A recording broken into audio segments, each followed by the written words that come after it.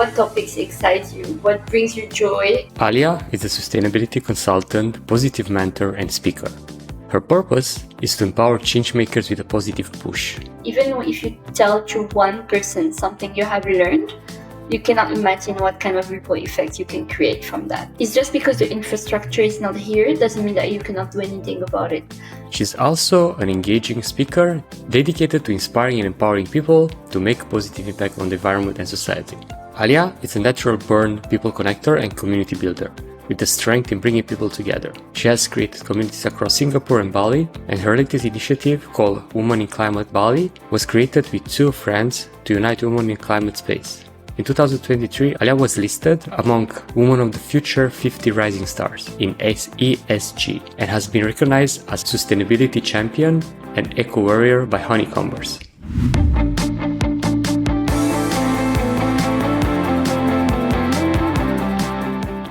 Hey, I'm your host, Gay Marushka with the Nomad Solopreneur Show. Quick one before the episode starts. About 80% of you watching, you didn't hit that follow or subscribe button. If you get any value from this, if the stories we share and the learnings that you get from my guests help you or your business in any way, can you please do me a favor and hit that follow or subscribe button? It helps the show more than you can even imagine. And the bigger the show gets, the better the guest gets. Thank you so much and enjoy the episode. Alia, what's sustainable living? Oh, good question, Gabe. Straight into the topic. So for me, sustainable living is living in harmony with nature. It's about respecting the environment around us, people, animals, and all living things on this earth, and also trying to make the most positive impact that you can as an individual, the best you can every day of your life. That's beautiful. And one thing that I always ask myself is what exactly it's a real positive thing that we can do to have ripple effects in the future. There's many things, of course, the can be very long, but I don't believe that we should do everything. Obviously, that's just not possible. I think the most important is really to ask yourself what resonates with you. What is it that you're interested about? What topics are really you find fascinating, you want to learn about, you're curious about, and you just feel excited about learning about them. Because I think that, when it comes to sustainability in general, such a large umbrella. And there's definitely different angles as well to just go into and dive into the topic. For me, there are a few topics that I'm really passionate about. For example, food waste, everything about plastic waste, fast fashion as well. Like these are some topics where I learn about them. I watch documentaries, I read books, and it's really fun for me to also transmit that knowledge afterwards because I'm really interested in them. So I think it's really putting your effort in what makes your heart sing. And then keep on diving in because we need that. And using your voice, I think that's also super important and very underrated. Even if you tell to one person something you have learned, you cannot imagine what kind of ripple effect you can create from that. Indeed, and especially those that have biggest voices of them all on the internet, influencers and people that have a huge following, they can really have an impact because people are following them for a reason. They believe in what they say, they believe in what they are putting out there, and they can really make an impact. And I know that you're based in Bali where plastic waste is a real problem. What do you believe can be a solution for that, especially this period of the year? I know that like Jimbaran, it's flooded with plastic waste and people are not educated in order to not throw in the rivers the waste and so on. What do you believe can be changed in order to move things forward and educate the masses? Because I think probably there is the problem, lack of education. Yeah, I completely agree. Education is a big part. So there are a few companies that I know who are tackling these issues. And for example, I've done, when I was in Bali, a trek walking retreat with Aston Caraway. And they spend a lot of time educating also the farmers because, sometimes they just don't know. So I think it's about encouraging the local solutions that you have here. So you have, for example, an NGO called Mudfish that's also educating children in the remote villages in Bali about how, to dispose of plastic, how it's important to respect nature. And they're giving like all this knowledge as well that is really needed. So I think that's the first one, is education is really important. Second one is awareness. So, for example, what Sungai Watch is doing beautifully is creating all these videos to create awareness as well. Because I think a lot of people, yes, they see the trash on the beaches, but they don't realize how much Bali is flooded under plastic, and not just Bali, like other parts of Indonesia, and it's a global issue, anyways. So I think it's really important to encourage these initiatives, whether it's through volunteering or donating money, or even contributing to some of the solutions that they're selling. So I know that Sungai Watch have launched Sungai Design, where they upcycle the plastic waste into chairs for now. And I would say the third one is talking and creating events, if possible, or joining existing events. So, for example, every year there's one that's happening called Bali's Biggest Cleanup, and it's organized by Bali Plastic Bags and One Island, One Voice. And actually, this event is amazing because it gathers a lot of volunteers around the island to clean the beaches of Bali and rivers. And it creates a big, not only awareness, but like a momentum where everyone puts the effort in to do it. And it's really beautiful because then it creates a lot of conversation, and it can plant the seeds in a lot of people's heads who may not have been aware or might not do many things about it. And they can know that actually they have to also put the effort in. And yeah, and if you do want to reduce your plastic consumption as an individual in Bali, there are also a lot of opportunities to do so. I support certain initiatives like Joseph Recycling, and it has been created by Joseph, who's now, I think he's 12 years old now, but he's has this recycling company, and he basically picks up the your waste every week or every 2 weeks. I'm supporting urban compost, so I'm separating my waste. And I think it's just because the infrastructure is not here doesn't mean that you cannot do anything about it. So it's not because that you don't have this, like the bins with different colors to separate your waste, that you cannot do it at home. Like there are local solutions that exist, and we can all support and contribute in the best way that we can. And of course, it's never going to be perfect, but I think it's just about trying to, do what we can, the best that we can. And there's also a lot of stores, and I see them more often, that are selling package free food. So I think, yeah, when you encourage this kind of initiatives, is also very good. I was also buying a lot my vegetables from Bali No Plastic. They use like banana leaves to wrap your veggies. You also have other brands like Bali Direct, Alive Whole Foods, Zero Waste, Bali Buddha. Like there are a lot of local solutions that are popping up as well, which is very encouraging. Yes, indeed. And that's the thing, right? Doesn't matter where you are in the world. If you inform yourself, you will find ways in which you can separate your waste and start to make at least your part. And then you can move forward and educate others, tell others about it. That's how we make a difference, through taking care of our own things first and then spread the message to others. Love what you just share. And especially I saw, I think last week when they launched Sunday Watch, the Sunday Design, and I was like, wow, finally a product that is actually usable, that chair, and something that can bring awareness as well through it.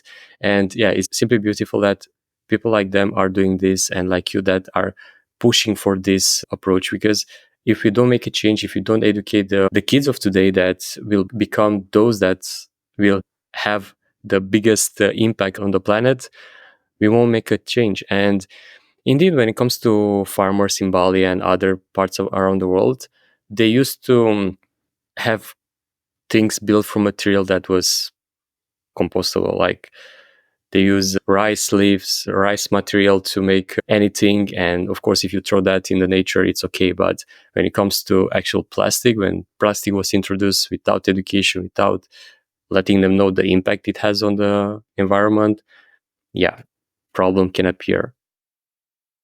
I know that most of those listening or watching, they are aspiring nomads or nomads.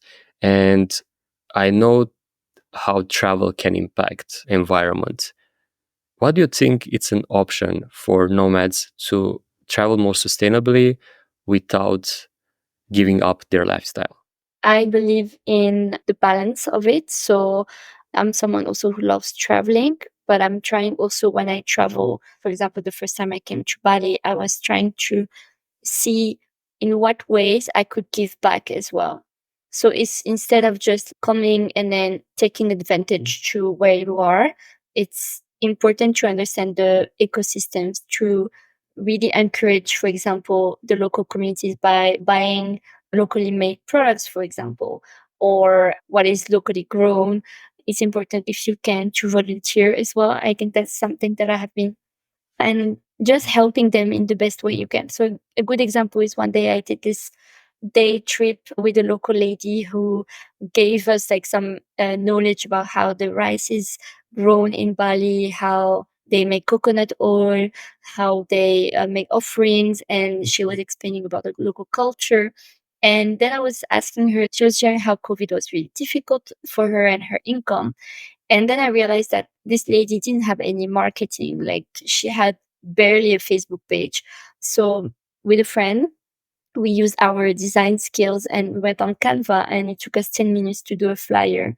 And we posted this on several groups. And actually she managed to receive like so many new clients from that. And it went really viral. Like people keep on resharing the flyer up to this day. And recently I learned that the flyer ended up on TikTok with 1 million views or something. So I was like really, really impressed. It's also the kind of impact that we can have because it doesn't also necessarily mean giving money. It can also mean just spending time with the local communities, giving back some skills maybe that you have, helping them in a way that it can really be beneficial to them on the long run. And I think that the social aspect is a really important one.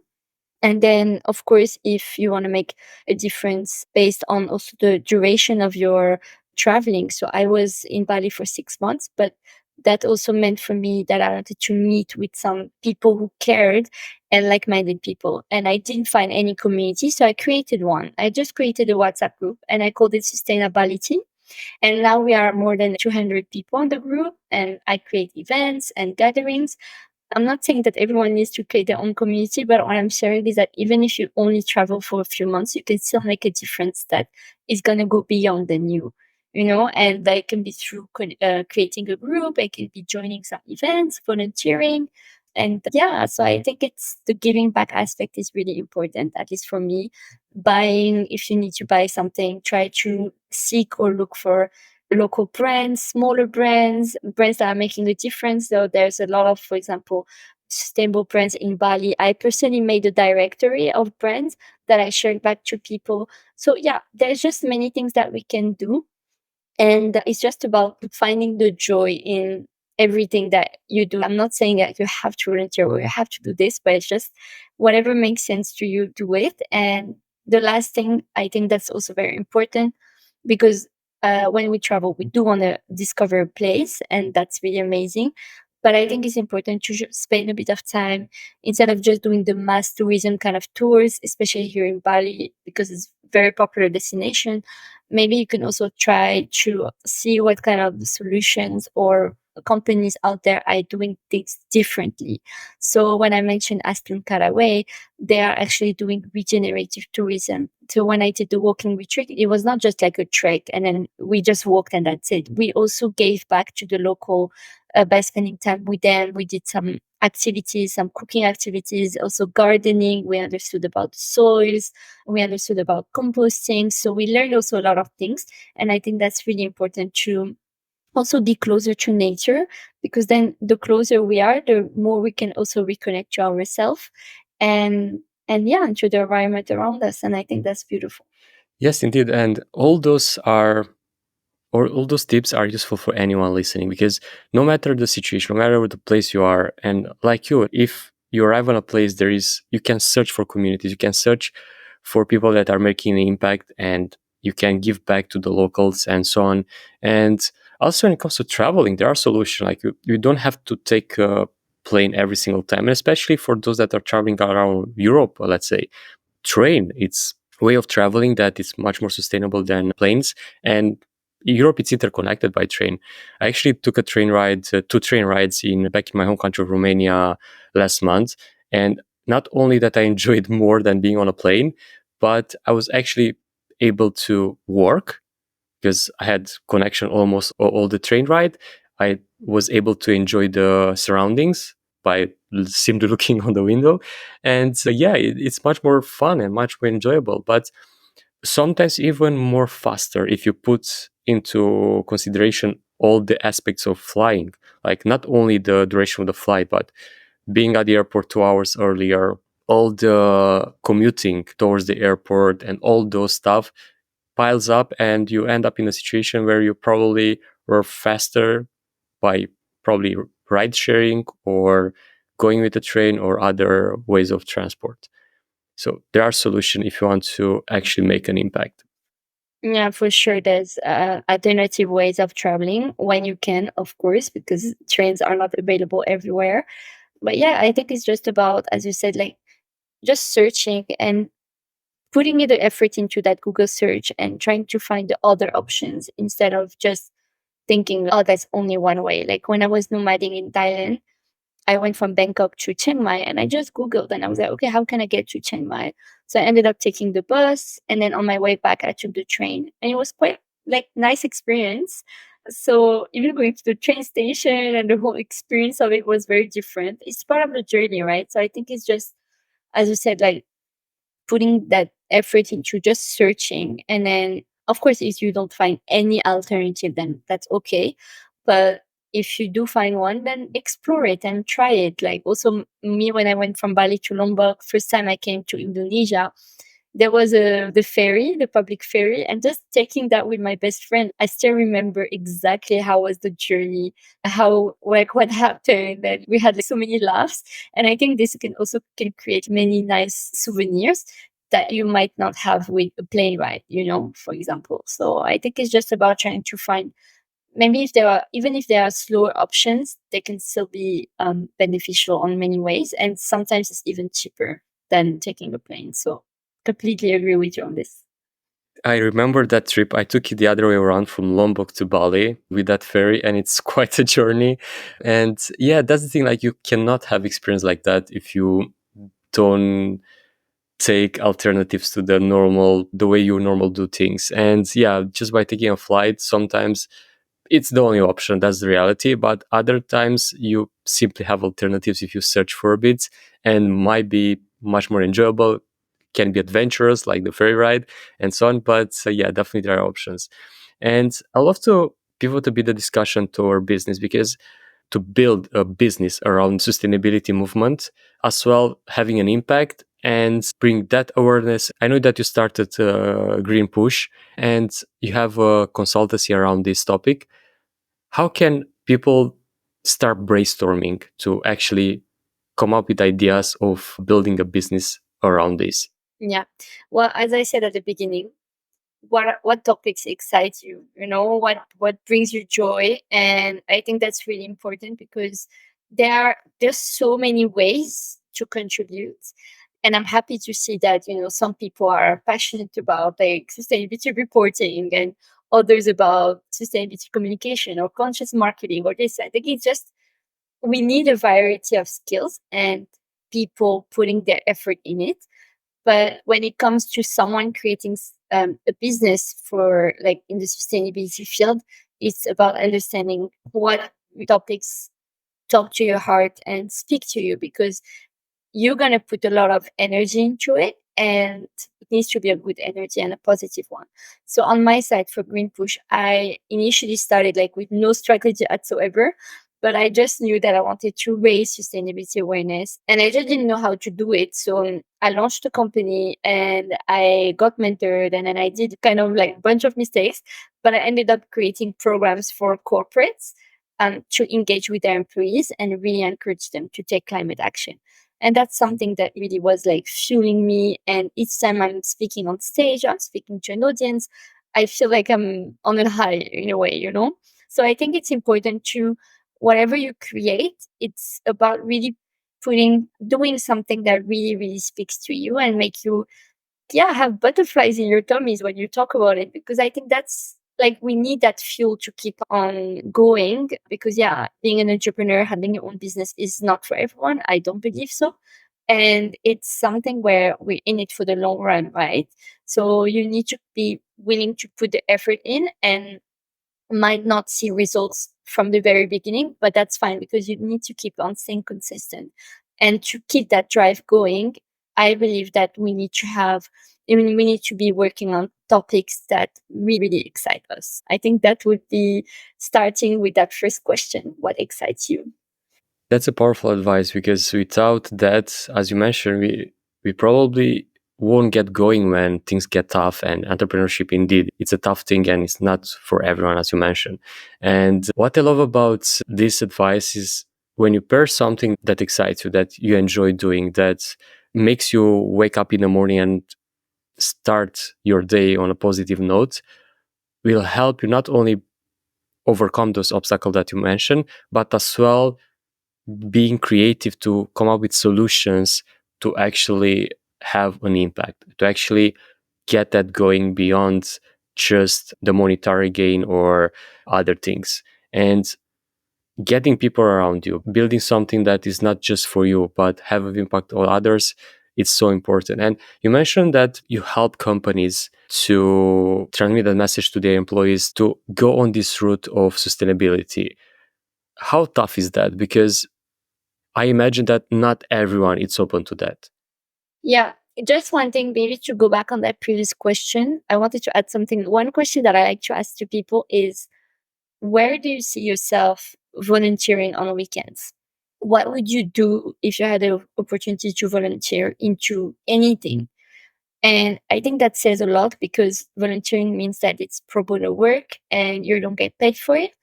So where would you put your time and effort?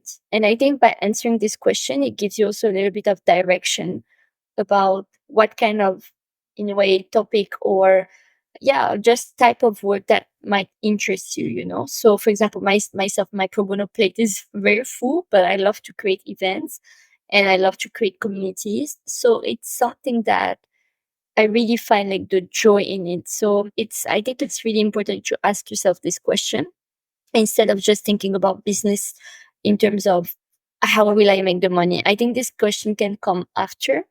And first, how would you do it without thinking about the business aspect of it, you know?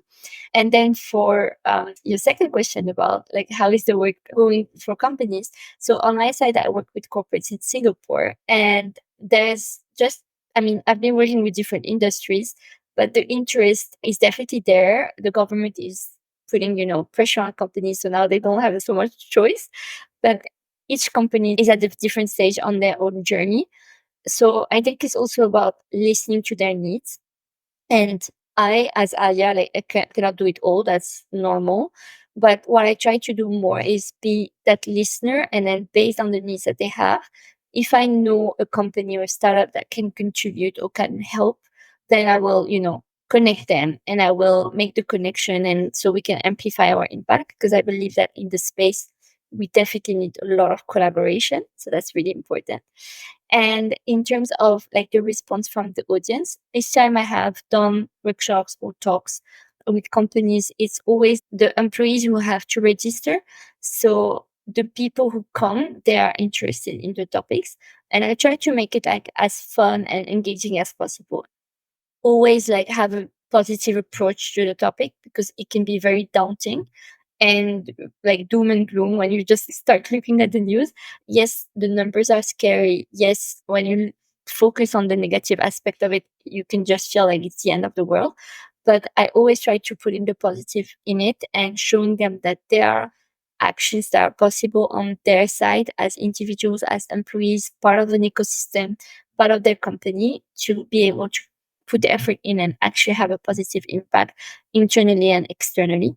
So yeah, and now also my work has evolved a little bit. So I started my programs with sustainability talks, but now I also do like different types of consulting work with companies, like from creating events to creating content to participating in certain programs and helping them. So I think it just depends on their own objectives, their own needs.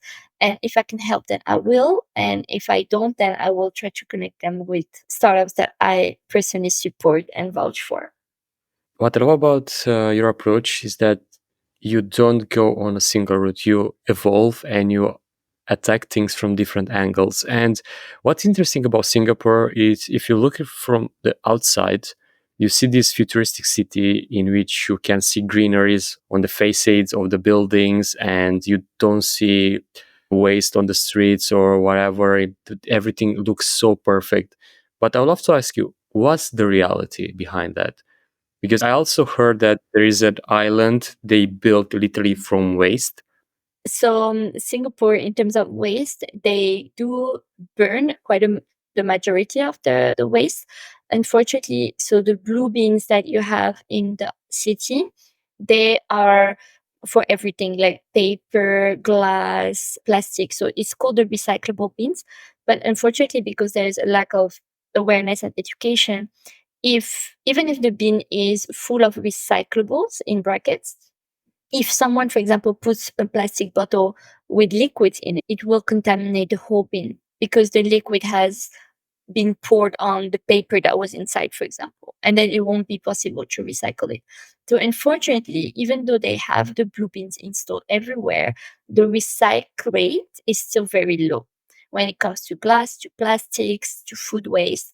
So the rest is incinerated. So they have incinerators in Singapore. And then the ashes are sent to Semakau landfill. But it says that Semakau landfill will be completely full by 2035. So basically tomorrow. It's happening in a few years. So now they're really pushing to find solutions to actually become a zero waste nation. And they have this whole green plan, Singapore green plan by 2030. And so I think there's a lot of effort that is put in, but it's still a long way to go. Absolutely, and it's not an easy ride. But the good news is they make something about it, they have a plan, and that's the most important part. But when it comes to you, how do you stay updated with everything, with the latest news in sustainability? I actually do every week a creation of positive climate and biodiversity news. This helps me, first of all, stay optimistic. Second of all, keep on taking action and don't lose hope. Because I feel like when you watch the traditional news, it's very doom and gloom and it can really depress you. And I believe that you need to inject some optimism into the conversations in order to keep on fighting the good fight. And so, for example, I'm working with a client on sustainability content, and it's in the form of a newsletter, corporate newsletter. So what I do is that I add this positive climate news into it. So that's a way for me. And of course, whenever I deliver a sustainability talk, I always do more research to be able to update my own content, which is really important. That's a smart way to go about it, because indeed, traditional news, it's not just toxic, but it's flooding our brain with negative thoughts and such. And looking forward to the future, what's a dream project or initiative you want to bring to life? Yeah, that's a really good question, because I'm currently working on a very exciting project that I had in the back of my mind for I don't know how many months. I called it Positive Push. So this started as a form of mentoring, positive mentoring that I was doing with people that I knew, and then it evolved with people that I didn't know so much, and then it evolved into having a newsletter where I share learnings and insights from my own entrepreneurial journey to keep my readers motivated to keep on taking action as well. And now I'm creating my own personal website where I'm taking this positive push to a new level, which is a cohort program for women to be able to make a change happen in their lives. So more to come. I'm really excited I'm out of launching it, and I'm in the building. So really looking forward. And you should be excited, because that's an amazing initiative. And I love how your brand evolved, and can't wait to see it grow and support in any way I can. And speaking of support, where our listeners can get in touch with you in order to work with you or connect? They can connect with me on LinkedIn. That's where I'm most present. And they can add me, DM me, and and then soon enough on my personal website. But LinkedIn is definitely a good platform to reach out to me. Brilliant. And I'll put a link in the show notes as well. And to wrap things up, I would love you to give a challenge for those listening that takes less than 1 week to complete, in order to start their sustainability journey? Of course, there's just so many things to do. But one piece of advice is to start with something that excites you. So maybe think of, a cause or project or anything that brings your interest up, and take action in that area as well. So, for example, on my side, it was waste. I wanted to reduce my waste, and I started looking for information. I started taking small steps in my own home by reducing, implementing a compost system, and it was really exciting for me to do all this. So I think, you need to have the excitement. Otherwise, this won't last more than a week for sure. And you want to be able to build up on these new habits that you're creating as well in your life. So if you're into food, then, I suggest maybe you can try reducing your own intake of meat, for example, or try to cook some vegetarian meals and make it fun and look for really exciting recipes. There's so many online. So I think it's just a matter of finding the excitement in whatever you do. And I'm sure it will go way more than 1 week. You, yes, you're one of the few that stick to the end. And I want to thank you from the bottom of my heart for doing so. If you haven't subscribed already, please do so below. And if you got any value from this, please share it with a friend. They might got some value from it as well. Thank you so much, and until next week, pura vida!